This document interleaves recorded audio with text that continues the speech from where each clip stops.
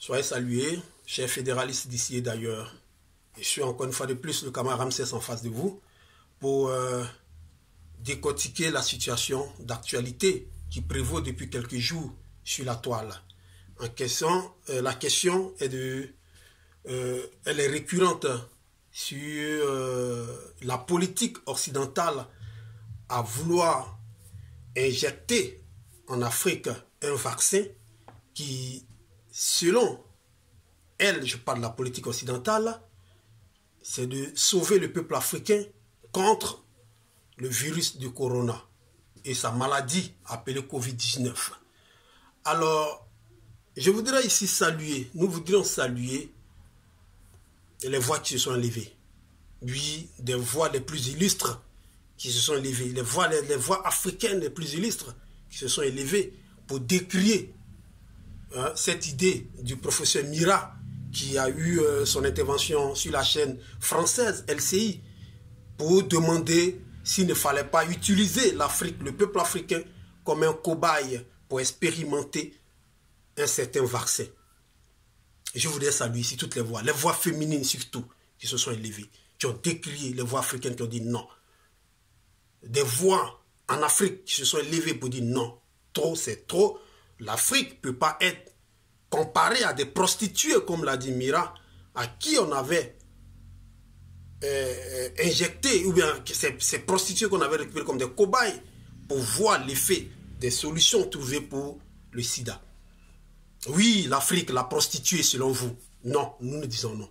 Et je pense que, comme je l'ai dit, les voix se sont élevées. Les voix se sont élevées dans la diaspora pour décrire cela. Des structures se sont levées pour décrire cela. Et je pense que même d'ici peu, la semaine prochaine, il y a une plainte qui ira au niveau de l'Union européenne des droits de l'homme à Strasbourg, en France, pour exprimer le mécontentement des Africains. Et je pense que la plus grande mobilisation vient de la diaspora africaine. Il n'est pas sérieux. Et je pense que derrière ce vaccin, il n'y a rien d'autre que l'application d'une réflexion ou bien d'une politique qui est appliquée depuis un moment donné en France. Macron l'avait dit il y a quelques années, lors d'une conférence des G20, que l'Afrique est tellement productive, la croissance démographique en Afrique est tellement élevée qu'ils ont peur. Il faut limiter cela. Il faut amener les femmes africaines à ne plus enfanter, à réduire leur enfantement. Il n'y a pas longtemps, en Allemagne, lors d'une conférence aussi, l'ex-président Nicolas Sarkozy, celui qui s'est exprimé là-dessus aussi, il a fait une analyse, selon lui, qu'il faut toucher au plus profond l'Afrique qui est suffisamment féconde. Donc, comprenez que ce vaccin n'a rien à voir avec l'anti-coronavirus, mais c'est un vaccin qui est émis pour réduire de façon drastique à leur niveau la croissance démographique. Et puis il faut réduire les natalités. Alors, pour limiter la natalité, il faut augmenter, bien sûr, la mortalité. Et voilà cette stratégie dans laquelle les Occidentaux, Français principalement, se retrouvent.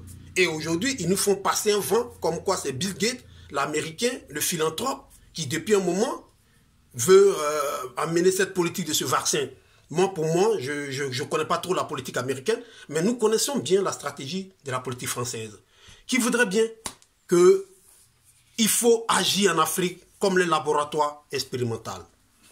Alors, je l'ai dit, les voix les plus illustres se sont levées. Que puis-je dire encore? Qui suis-je pour suivre cela? J'ai même entendu qu'il y a eu un tweet d'une légende du football africain, principalement ivoirien, qui s'est plaint. J'ai lu pour Etofis, j'ai cru entendre que oui, Didier Drogba aussi s'est prononcé. Ah oui, Didier Drogba s'est prononcé pour une première fois. C'est une question méprisante de l'Afrique. Didier Drogba s'est prononcé. Félicitations. Mais j'espère que ça ne va pas être démenti après, comme ça a été démenti la dernière fois que M. Didier Drogba avait donné 1 million d'euros, ce qui fait 656 millions de francs CFA, et après on nous a dit que non, c'était fake news. J'espère bien que son tweet n'a pas été piraté. Bref, le plus important, c'est que des voix les plus illustres se sont élevées. Alors je voulais saluer toutes ces voix féminines. Mais je le dis par moment, moi je suis un admirateur de Lénine. Il a dit qu'à un moment donné, n'usons plus de la propagande, fuyons la propagande et allons à l'agitation. Parce que l'agitation, c'est quoi? c'est le développement d'un sujet concret au vu de tous. Contrairement à la propagande qui voudrait nous emmener plusieurs débats, plusieurs sujets pour nous embrouiller en quelque sorte. Nous sommes des valeurs de gauche. Et je l'ai dit que nous, au niveau de notre politique aujourd'hui, c'est de comprendre comment il faut inverser le système politique en Afrique. Le système politique en Afrique francophone. Il faut l'inverser. Il faut supprimer le système de la politique présidentielle. Où on croit qu'il y a des personnes providentielles qui peuvent nous faire sortir de la pauvreté. Alors, je voulais m'exprimer ici à nos frères de la diaspora. Oui, nos frères résidant à l'extérieur de l'Afrique. Ça fait un moment que je me prononce et j'attire votre attention. L'heure n'est plus à la phraséologie. L'heure est aux actions concrètes. L'horizon devient trouble, je le disais tantôt. Ne nous méprenons pas, chers diaspora. Vous êtes ici depuis pratiquement 40 ans, 50 ans, 60 ans pour d'autres, 20 ans, 10 ans pour certains. Et nous autres, nous sommes venus vous rejoindre. Il n'y a pas longtemps que nous sommes là. Mais je voudrais vous dire que je suis comme un envoyé de nos frères africains qui vivent en Afrique et je suis venu faire une commission. La commission, elle est telle que nous ne pouvons pas sauver l'Afrique en restant avec des verbes de loin. Nous ne pouvons pas sauver l'Afrique en ayant des idées lointaines.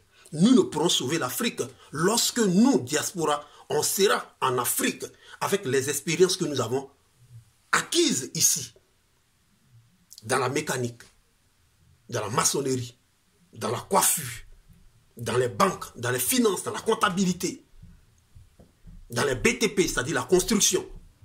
Pas mal de domaines dans lesquels les Africains aujourd'hui s'expriment en Europe, en Amérique, en Asie, en Océanie. Chers diaspora, regardez un peu, je vais passer sur une base biblique. Allons-y dans la Bible et nous allons voir que l'Afrique est réellement la terre promise, est la terre choisie par Dieu. Souvenez-vous où Abraham a reçu sa richesse. C'est en Égypte. Dieu lui a dit, va en Égypte. Et c'est là qu'Abraham a reçu sa richesse. Parole biblique. Je ne connais pas les parties, mais regardons dans Genèse. Allons-y dans même Genèse encore. Où Dieu a demandé à Isaac d'aller se faire bénir. C'est où Dieu a rendu Isaac riche et c'est en Afrique, en Égypte. Allons plus loin avec Jacob. Les 12 tribus d'Israël ont été conçues où? Les 12 tribus d'Israël. C'est où Jacob s'est assis dans sa vieillesse et il a dispatché les 12 tribus d'Israël. En Égypte, en Afrique. En Égypte, en Afrique, où Moïse est né et il a sauvé ce peuple israélien. C'est en Égypte, en Afrique. Je vais finir par simplement vous demander où est-ce que Jésus-Christ allait en exil. Oui, Jésus allait en exil quand il était encore bébé avec sa mère et son père. Où Jésus-Christ allait en exil? En Égypte. Pour fuir Aaron, le roi, qui voulait l'exterminer, qui voulait le tuer. Alors, chers parents, chers frères de la diaspora, comprenez que l'Afrique, est le berceau de l'humanité et en même temps, est l'espoir du monde. Nous ne pouvons pas laisser l'Afrique ainsi. Nous ne pouvons pas espérer que nos frères qui résident en Afrique, qui en réalité sont abêtis, sont désorientés par des dirigeants mesquins, des dirigeants dictateurs méchants, qui ne mettent même pas l'éducation au profit de ceux-ci, qui n'exploitent même pas l'éducation pour permettre à ce que cela puisse être éveillé. Non. Regardons aujourd'hui dans les écoles. Regardons des ministres de l'éducation nationale qui n'arrivent même pas à exprimer la langue des Molières, qui n'ont aucune expérience parce qu'ils ont joué hier au basketball ou au handball. Oui, frère, l'Afrique a besoin de la diaspora africaine. Souvenons-nous du mouvement national juif qui est né en Occident, qui s'est organisé, qui a préparé son retour sur le sol, qu'ils appellent aujourd'hui Israël. Souvenons-nous, il y a à peine 70 ans ou bien 65 ans, mais je ne sais combien. Mais ça s'est fait quand? Après la Deuxième Guerre mondiale.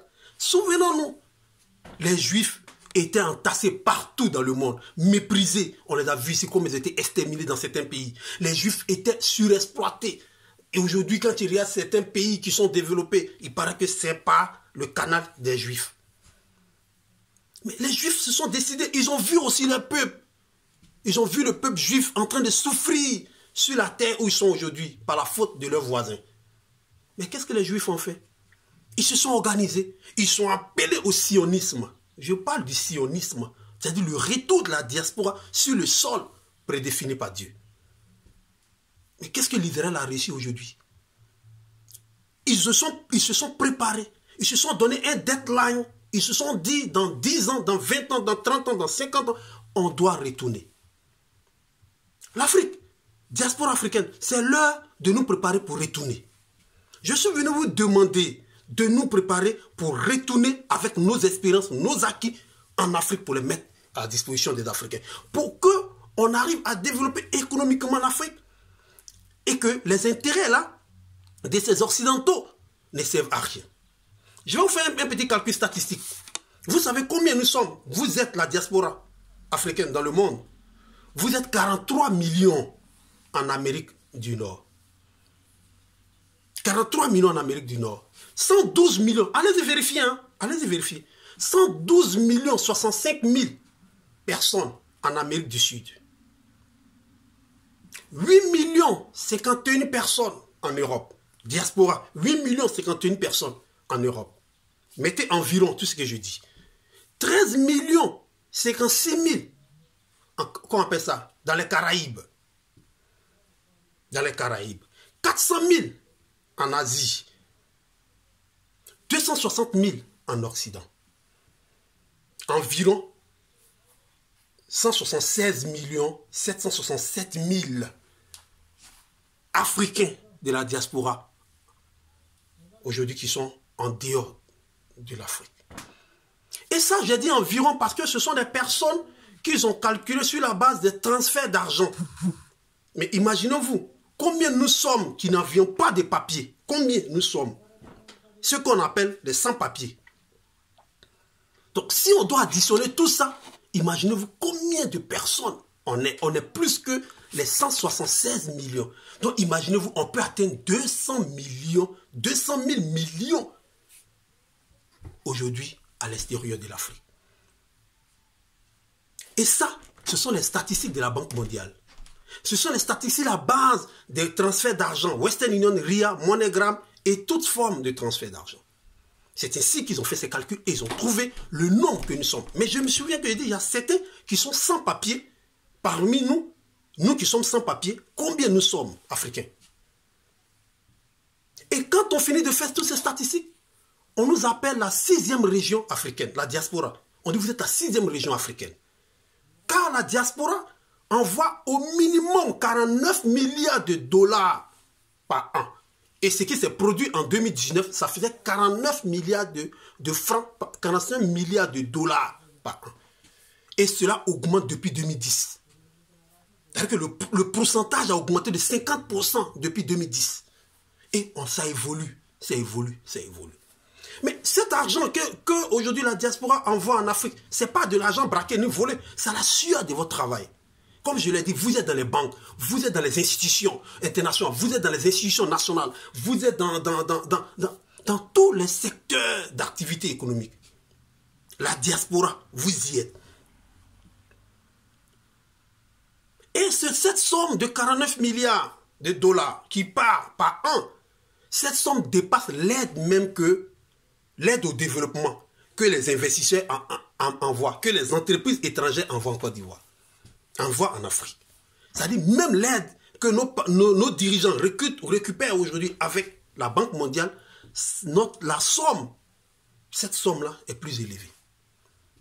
Diaspora, qu'est-ce qu'on attend?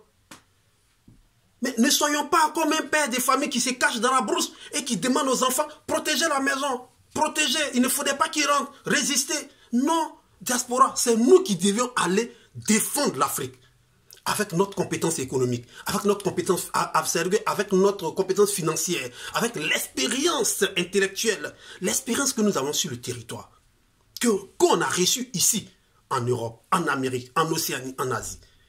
C'est le moment de retourner. Mais il faut, je ne parle pas d'un retour individuel. Je vois certains, chaque année, il y a des retours en Afrique. Ce n'est pas de ça que je parle. Je parle d'un retour organisé. Un retour organisé. Où on s'assoit, on fait une programmation, on retourne dans telle année. Bon, quels sont les secteurs qu'il faut toucher? Moi, aujourd'hui, j'ai une documentation sur le volet politique. Moi, je le dis, il faut que nos pays se débarrassent du système présidentiel français. Il faudrait qu'on ait le courage de quitter le système présidentiel français qui nous fait espérer, nous fait croire qu'on a besoin des hommes providentiels. Ce qui fait qu'il vient nous imposer des vieillards à la tête comment on appelle ça, de nos institutions, à la tête de nos pays, qui ne servent à rien. C'est pourquoi je dis, abolissons le système présidentiel. Allons-y dans un système de gouvernement collégial. Allons-y en acceptant d'exploiter le système fédéral. Donnons force à nos régions. Imaginez-vous aujourd'hui, vous pensez qu'en Allemagne, une institution étrangère peut venir agir en Allemagne en s'appuyant seulement sur le gouvernement allemand? C'est faux.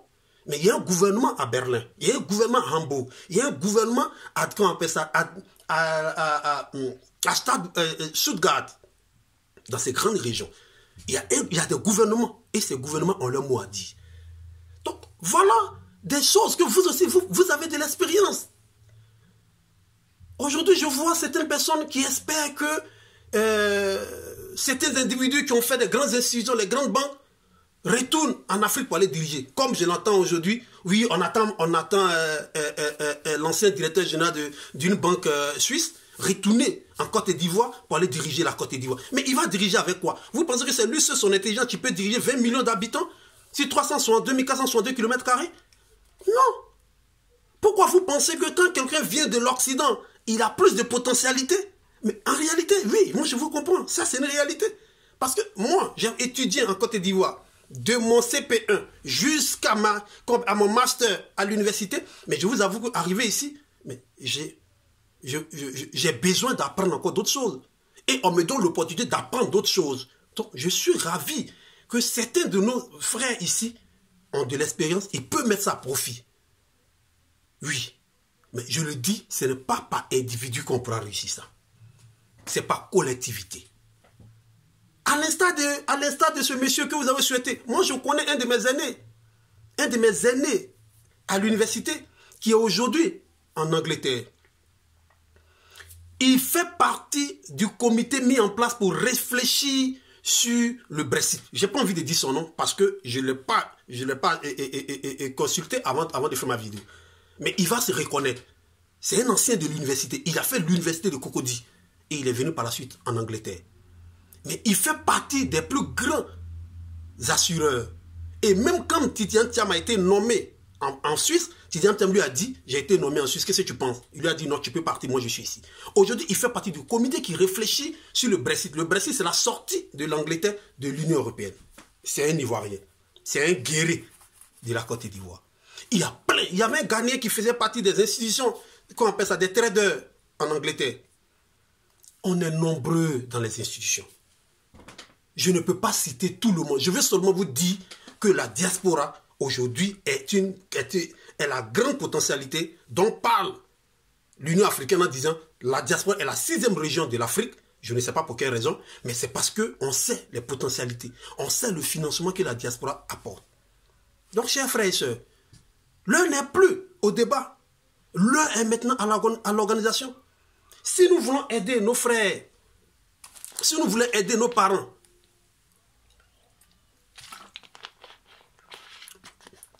c'est du gingembre, produit pur africain, jus de gingembre. Si nous voulons aider nos parents, nous voulons sauver l'Afrique, c'est à nous maintenant de sortir du luxe. Je sais qu'on est habitué à un certain luxe, on est habitué à un certain standing. Oui, on peut reproduire ça chez nous. L'Israël a reproduit tout ce qu'ils ont vu dehors, ils ont reproduit ça aujourd'hui en Israël, les Israéliens. La Chine est allée apprendre au Japon. La Chine est allée apprendre dans les grandes universités américaines, dans les grandes universités anglaises. La Chine y est allée. Et quand il finit d'étudier, la Chine retourne. Aujourd'hui, pourquoi pourquoi la Chine est numéro 1 après 70 ans? Même pas 70 ans. Parce que jusqu'en 1980, la Chine n'était pas devant la Côte d'Ivoire. Mais pourquoi la Chine aujourd'hui au devant du monde? Mais c'est le patriotisme. La Chine n'a pas de quartier chinois à l'extérieur. La Chine est représentée en Chine. Aujourd'hui, les téléphones que vous voyez, les iPhones, quoi que ce soit là, c'est alimenté par une entreprise chinoise qu'on appelle Huawei, qui ne peuvent pas. C'est eux qui détiennent aujourd'hui l'équipement informatique. Frère, on ne va pas trop débattre. Moi, je le dis, je suis d'accord avec votre indignation. Je suis d'accord que les voix se soient élevées. Mais moi, maintenant, j'élève ma voix vers vous. Pour dire diaspora. Diaspora. Retournons en Afrique. Diaspora. Organisons-nous. Préparons-nous. Structurons-nous. Et retournez en Afrique. Pour aller développer l'économie africaine. Pour aller imposer notre philosophie politique. Comment on appelle ça?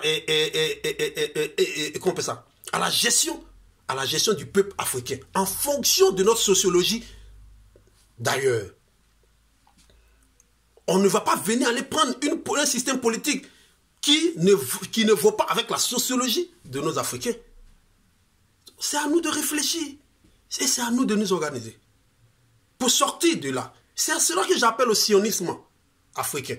J'appelle au sionisme de la diaspora africaine à retourner chez nous et aider nos frères qui y sont, qui nous attendent. Regardez aujourd'hui dans vos familles, quand on apprend que Kofi Albert rentre en Côte d'Ivoire, ou bien rentre au Burkina, ou bien un Ouedraogo qui rentre au Burkina, quand on apprend son retour, mais regardez comment la famille est émerveillée, regardez comment la famille a de l'espoir.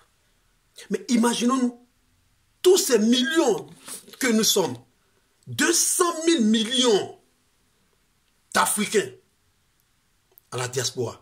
Si ces 200 000 là, nous retournons avec une belle organisation, nous nous affrétons tous les bateaux, tous les avions qu'il faut, on retourne chez nous. Mais avec un système qu'on veut aller impacter.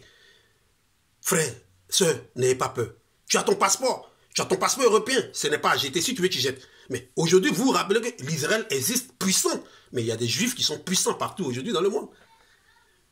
Il y a des juifs qui sont puissants. Mais pourquoi ils sont puissants? C'est parce qu'on sait que l'Israël a une puissance.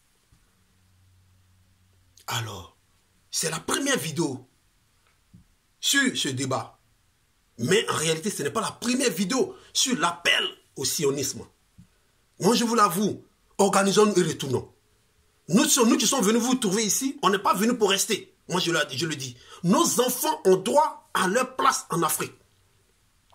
Nos enfants ont leur place en Afrique. Nos enfants ont leur place dans la fonction publique africaine. Nos enfants ont leur place dans les structures, dans les entreprises privées africaines. Et ces entreprises privées-là doivent être des entreprises créées par des Africains eux-mêmes. Frères, levons-nous. Appliquons le sionisme. Retournons chez nous. Retournons en Afrique. Et vous verrez que ces gens de vaccins, ces gens de mentalité ne peuvent pas s'élever. Si une maladie qui naît en Chine, un virus qui a été retrouvé en Chine, on ne retourne pas un vaccin en Chine pour l'expérimenter. Pourquoi? Parce qu'ils savent que la Chine est une puissance. Parce qu'ils savent que les Chinois sont conscients et ils sont chez eux, ils sont puissants. C'est vrai qu'il y a des Chinois partout, mais ils sont puissants. Mais l'Afrique, on va être beau ici, on va d'ici, vous voulez même, prenez un Africain pour diriger la France. Ils ne vont jamais nous respecter. Ils ne vont jamais nous respecter. La preuve en est, il y a un métis noir qui a dirigé les États-Unis. Il n'y a eu quel respect? Il y a eu quel respect? Il y a eu un métis noir qui a dirigé les États-Unis. Il n'y a pas eu de respect. Mais c'est tout à fait normal. Il n'aura jamais de respect pour l'Africain. Tant que l'Afrique elle-même ne s'est pas développée. Tant que l'Afrique elle-même, elle ne s'est pas soulevée. Elle n'a pas créé son éveil de conscience. L'Afrique ne pourra pas. L'Occident ne pourra pas nous respecter. L'Occident ne va pas nous respecter. C'est pourquoi je vous appelle encore, chers intellectuels, vous qui entendez ma voix, à la diaspora, réfléchissons sur le sionisme. Congolais, Togolais, Centrafricains, Tchadiens, Camerounais, Burkinabés, Maliens, Ghanéens, Nigériens, Ivoiriens, et Béniniens, je préfère.